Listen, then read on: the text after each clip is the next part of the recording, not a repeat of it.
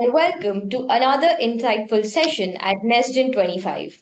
I'm Nupur, your host for this session, and today we're diving into a real world case study that highlights the role of autonomous drones in mining operations. Mining is an industry where precision, efficiency, and safety are paramount.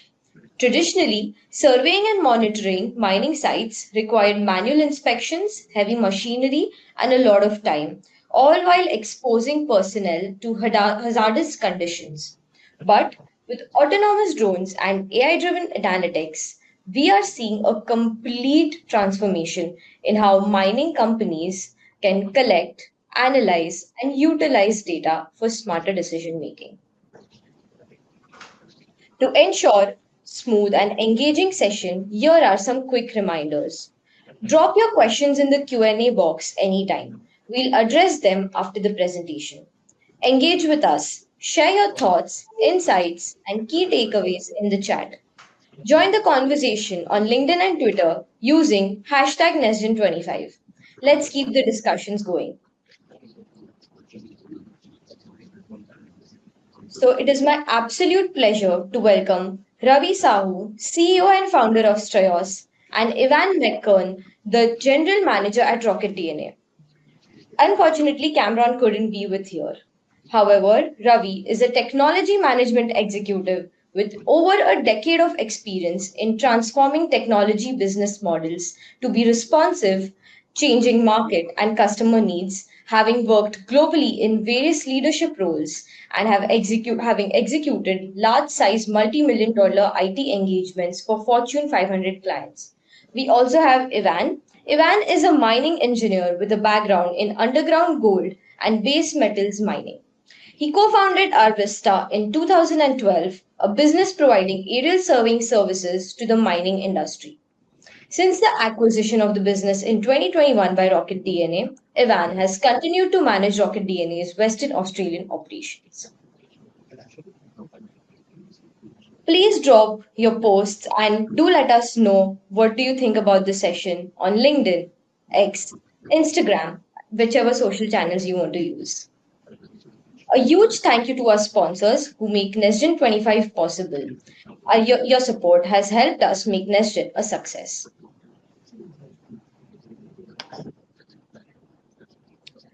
With this, let's begin and I will hand over to Ravi and Ivan to take it forward. Thank you, Nupur. It's my pleasure to be here and sharing our journey about deploying autonomous drones in mining sites in Australia here. So what we are seeing the industry shift here, how the data is being collected, utilized, and analyzed, while DOC is playing a role in making autonomy as a reality. What we are seeing is the big uplift in the AI applications because you collect more data, you need to automate the data processing, you need to automate the analytics as well. And we're seeing a perfect balance of like how the AI is being utilized in these mining operations. So with that, I would like to begin our presentations along with my partner here, Ivan, who will also navigate this and explain this journey of the transformation in one of the mining sites here.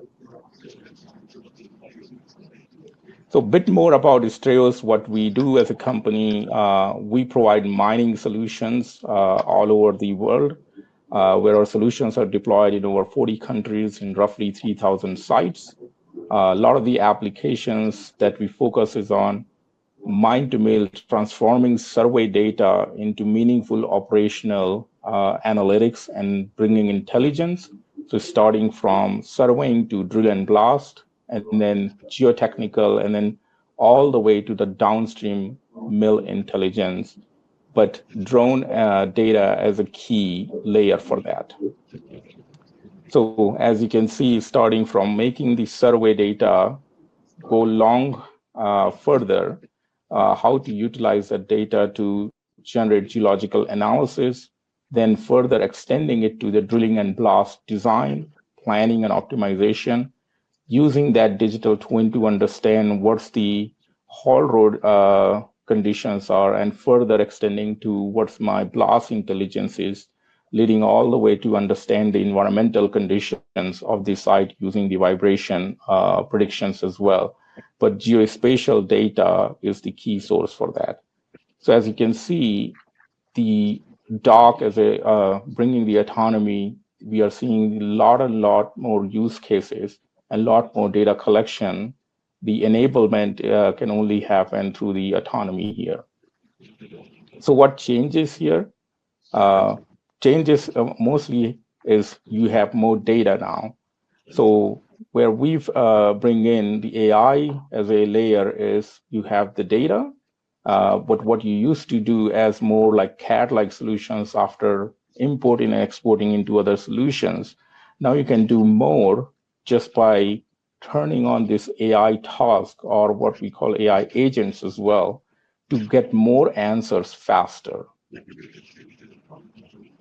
I'll hand it over to Yvonne here to talk more about how they are running their operations when they're deploying the drones, autonomous drones here.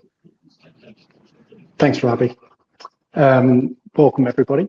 So for those that aren't familiar with Rocket DNA, we are a global provider of drone data solutions. We're an Australian-based company with offices also in South Africa and Ghana. We've been involved in providing services to the mining industry here in Australia and Africa for about the last 12 years. So we've got a really good understanding of the industry and the data that we need to capture and what we need to be extracting from that data. Next slide, please, Ravi. The solutions that we provide include conventional aerial surveying services, but the key focus of the business these days is the automated drone-in-a-box solution. We've been doing that for about a year and a half now, and so what we're doing is building the hardware system and conducting the remote operations, and then feeding that data. We're integrating with companies like Straios to automate the processing and reporting from that data. Next. In terms of the hardware that we're using the DJI products, the DJI dock hardware. As I said, we've been operating these systems for about a year and a half or so now. We've done many flights, up over 10,000 flights now in mining operations in Australia and Africa. During that time, we've operated in extreme heat conditions, flash floods, hailstorms, and these systems really stand up well to those conditions. So we're operating very consistently, very reliably, capturing that data, multiple times every day. And this integrated hardware system that we've developed allows for the dock to be set up very quickly and easily on the mine site.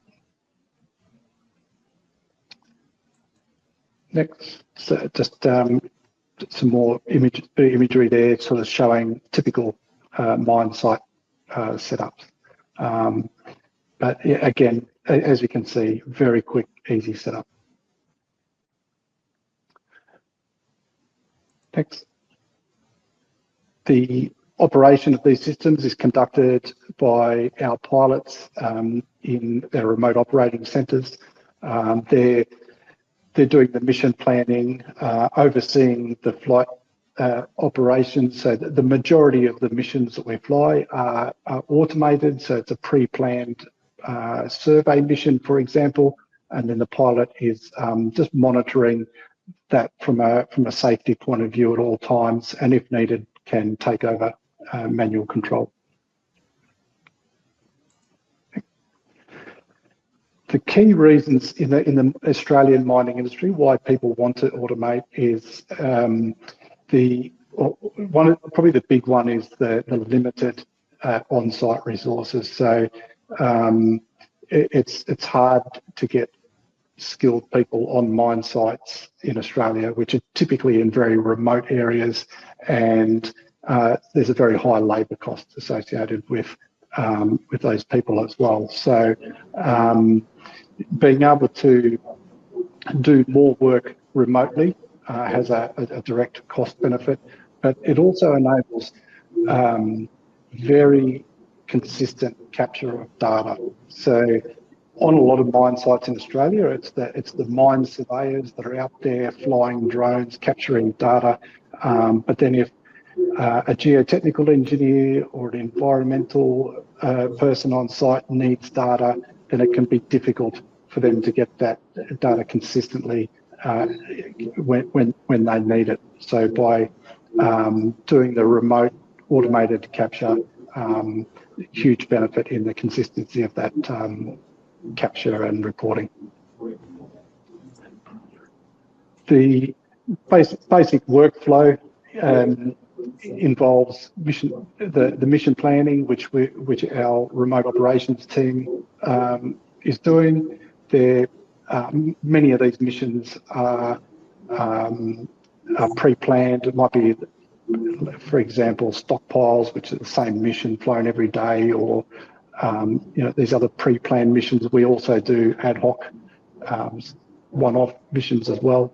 The pilot does his pre-flight checks and radio calls remotely, and then is monitoring that flight in real time. The drone lands, recharges, uploads data to a cloud server, which often is our own cloud server, and then from there we can direct it to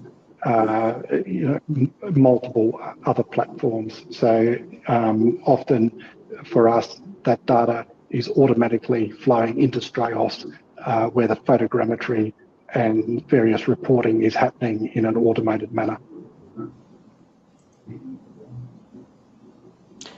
Thank you, Yvonne. So I think you set the stage very nicely of how to deploy the drones. What are the operational capabilities are required to not only operate, but how to do it right.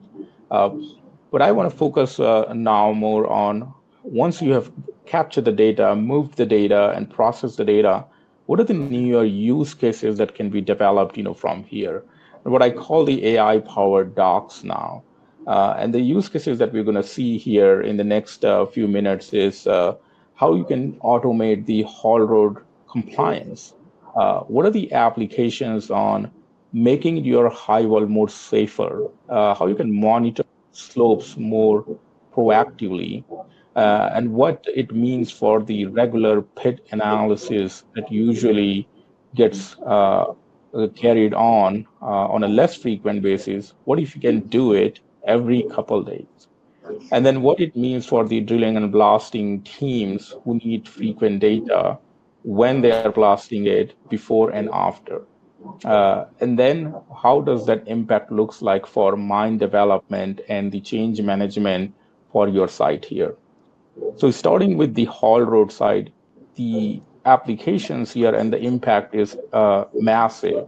If you can monitor your haul roads and identify any physical geometrical issues, that can prevent any increased wear and tear on the tires. So if you are checking your grades regularly by automating this data collection and AI automatically identifying where their grade issues are, safety bumps is a big, really understanding where are the bottlenecks or where are the choke points are there, and you can proactively go and identify. So the data delivery to the reporting timeline becomes very less, and drives a lot of impact on a day-to-day basis to really understand these course corrections in the haul roads. So not only that, you can improve your cycle times, which means reduction in any traffic issues that's there, reduction in the fuel and the tire use if your road conditions are proper, And then, of course, on the safety side, if you have maintained your road width properly, there is less any incidents are about to occur there. Another application we see is on the geological side. So why to monitor geological conditions on a more frequent basis is you can understand any conditions of where the dominant joints and faults structures are. What that data means is you can start to develop really good understanding of the whole structure analysis of your wall control, which helps you in design, engineering, and planning side for your next bench control operations and how this relationship of different joints are developing, which will lead to any safety issues. And then further to that, identifying any discontinuity issues, how the materials, the thickness, and the characters are, and then also the distribution of major lithologies here, which means what different types of rock are there. And all this is coming from the drone data itself, either in the form of imagery or the other types of sensors and payloads that you have. But the rapid enablement that happens in moving the data and AI automatically analyzing this reporting and the visualization allows the teams to mobilize and understand where these critical conditions are and distributing this data into different departments. Understanding of, as I mentioned, the lithology enables you to understand the different rock types are there. So if the mines are chasing certain geological conditions, they can clusterize those and they can plan and update their blasting designs. Another application we see very frequently utilized in the mine operations is reconciliation. As you continue to mine, excavate rocks and extract, your mine conditions and bench conditions changes what you have intended as a design and what's actually happening physically. So the AI automatically capturing this information where those issues are. So how my face angle has changed, where the catchment width and issues are there. So again, reporting, if you have the data, understanding where those issues are and enabling those for the geotechnical engineers is a big help to reconcile the mine plan, one from design versus the as-built. Understanding where the slope stability issues are, so safety risk factor analysis, you can quickly see in the entire pit, as you can see, where my potential safety areas are, where the potential risk are there. The red area showing the potential high risk for the slope failure. So combining this data as well as the physical conditions, models, and enables the team to really understand. So more monitoring leads to more understanding of the areas of the critical zones. So how this enables from the safety side as well as the compliance side is we're continuously monitoring this information, or this data is coming as in a form of the reality capture plus digital twin layer, and the AI doing its job to automate this analysis. You can quickly monitor any wall failures, or sterilization as you're continuously digging. If you are over digging, under digging, those reconciliation reports are very useful. But also it's like avoiding the rework. If you're having the right data, what's the conditions are on the field, and if you continue to measure, avoid any rework. We've always thought in the other industry, as you start to look for the manufacturing use case, you have the entire SOP in the plans, as well as in the construction industry, what we call building information modeling. If you're measuring continuously against those, you can start to avoid rework faster. Looking at the critical zones, again, from the over-digging and under-digging side, what we call overbreak measurements. And that's an issue that can lead to, again, wall failures, not understanding kind of the geological conditions lead to, again, planning poor blast designs. So having this information for the different teams enables a lot more optimization for the mine step, which leads to kind of, again, maintaining the compliance, but also improving the mine designs continuously, as well as minimizing any ore losses that happens. But more importantly, your stability of the pit continues to strengthen as you're spotting this, through the continuous flow of the data that's coming in. Another application that we see where autonomous drones are very kind of application driven is the frequency of the data that comes in. So if you're blasting it regularly, which is on most of the mines is on a daily basis, you blast, you have a pre-blast and then the post-blast. So pre-blast, you capture the drilling information, where to drill, or understanding of where the QA/QC on the drill holes, planning of the blast itself, and then post-blast, the intelligence of what blasting measurements are there, how much rocks has come out, but also what's that oversize ratio there, what's the total size distribution of rocks is, and then measuring as what we call the back break of on the high volume. A lot of broken rocks are there. That means there's potential loss of ore is there. So measuring that before you start digging and planning for the next blast will lead to really good kind of understanding of continuous improvement for the blast. And then also the floor control.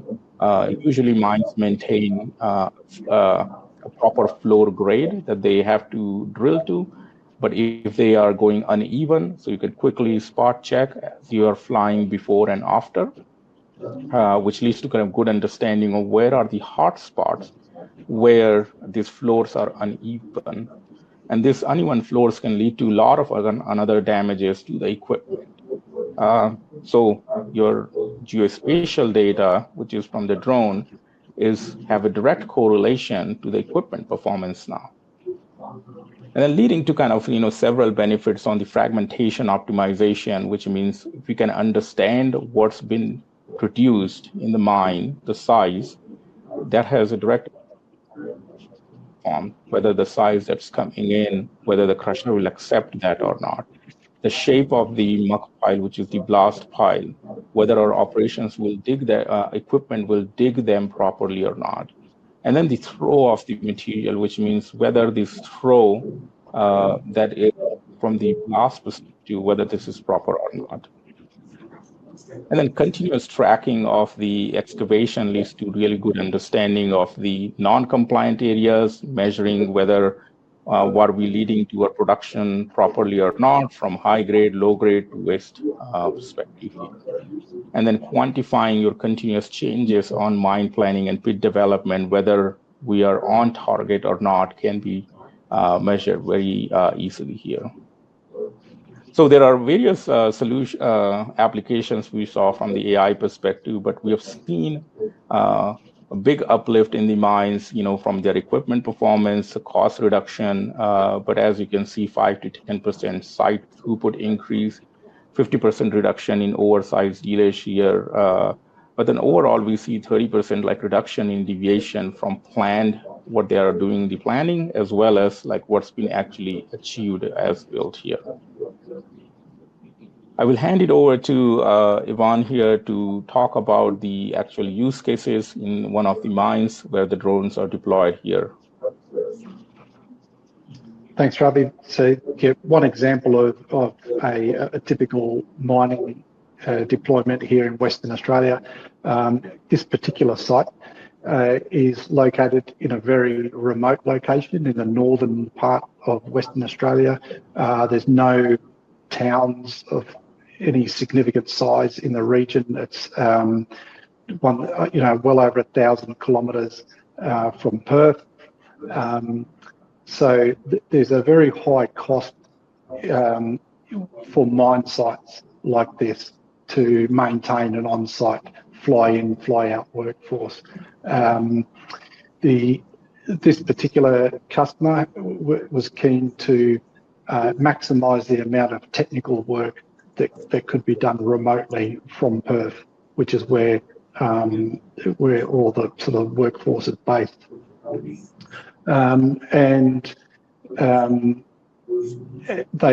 They were doing some basic aerial surveying on site, just conventional drone work. But it all really came down to one or two surveyors that were trying to capture the data for a range of different people and applications. So it was that was becoming difficult. So what we did was deployed our survey bot, which is our integrated sort of system that uses the DJI Dock 2, and we operate that remotely for them 7 days a week, right through daylight hours each day. We've then integrated that system with Straios for the automated photogrammetry processing and reporting. So from our survey bot, the dock, the data is uploaded into our SiteTube app. That's like a platform where the customer can view and download any of the data that is captured by the system. And then in the case of any survey type missions that are conducted, they flow directly through into Straios. So in this, on this site, the key uses for the system is for daily stockpile measurement, pre and post blast surveys, and quite a bit of geotechnical surveys and analysis as well. So in addition, so for the, I guess for the stockpiles and for the pre and post blast surveys, we're doing conventional nadir sort of mapping missions, and for the geotechnical work, we're doing very low oblique image capture of the pit walls up very close, high resolution, to generate the 3D models like the one that you can see there of a slip in the wall. So what this system has allowed them to minimise the number of people on site. They were looking to increase the number of drill and blast engineers on site, and once this was implemented, that wasn't necessary. A lot of their geotechnical work is done by a consultant based in Perth, so that person is able to request missions through our remote operating centre and can get that geotechnical information that he needs in a timely manner.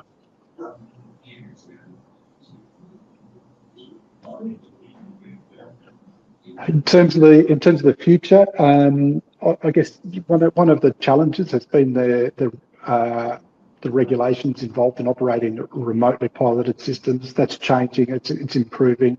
And the capability and reliability of the hardware has come a long way in the last couple of years. So, you know, our experience with the DJI Dock has been extremely positive.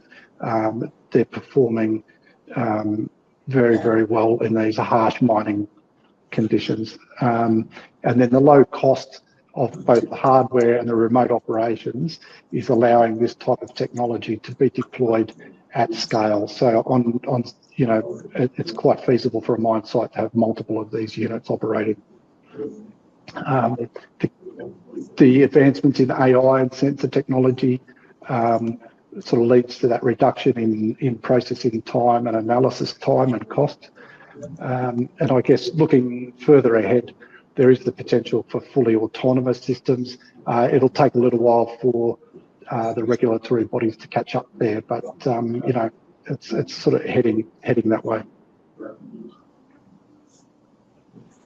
Awesome. Thank you, Juan, for sharing your insights on the what's the actual kind of, you know, customer benefits were and how they have like seen. And with that said, we will end this presentation here and open up for any questions. Right. So thank you so much, Ravi and Evan. That was indeed very insightful. And I mean, just seeing how enterprises are benefiting and seeing the value of using these automated AI-powered solutions is it's great to see. And I'm pretty sure the industry is just moving forward in the right direction. So we have a couple of questions from the audience that we would like to take. Okay, so the first question is, what are the biggest barriers to achieving full automation in mining drone operations, and how is the industry addressing them? I guess in terms of full automation, I'm guessing this is sort of talking more about fully autonomous system, potentially without the pilots being in the loop. I guess as far as that is concerned, it's probably the big thing there is the regulations around how these remote systems are operated. So it'll be a while before the regulatory bodies would allow us to take the pilot out of the loop. The technology probably still needs a bit of improvement to get to that point, but it's certainly heading that way. Right. Thank you, Ivan. The next question we have is, how do you ensure data security and integrity while collecting and transmitting aerial data from remote mining locations? Yeah, I'll take that, and maybe you. Ivan, if you have more kind of experience, feel free to share that. But I think in terms of the data security, most of the data security kind of, a lot of the application that has been deployed as a part of the DOC are fairly secure. So you are capturing the data, storing it at the edge, so that it's a lot more local, servers are there, which are essentially in client's premise. You can use either client's network, so it's essentially going through the client's network and then moving the data to the actual centralized cloud systems. So as long as those are like fully the data transfer layer is encrypted, as well as like it's authenticated properly and it transfer via a very secure layer, the security measures can be taken, or concerns can be taken away there.